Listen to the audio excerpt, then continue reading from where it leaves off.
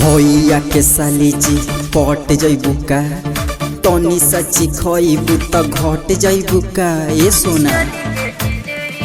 दीदिया के देवरा ए देना दीदिया के देवरा चढ़ौले बाटे नजरी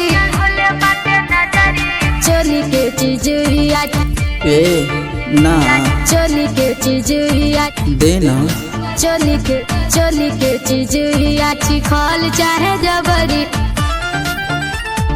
पटना के परिवार सुनो ये रानी भैया के साली हऊ झार देव पानी बाटे चढ़ली जवानी है अखिया के कजरा बा पागल बनवले ऐसे तेवर मत दिखाओ।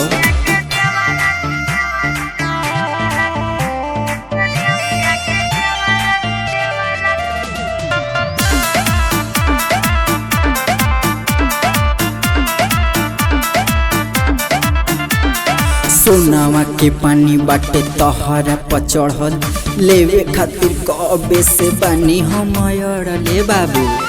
डाउट क्लियर करो यार क्यों फंसा के रखी हो। दीदिया के देवरा चढ़ौले बाटे ना चोली के दिया के देवरा चढ़ौले बाटे ना ऐसे क्यों बोल रही हो? चोली के चिजुरिया छिखल चाहे जबरी चोली के चिजुरिया छिखल चाहे जबरी चोली के चिजुरिया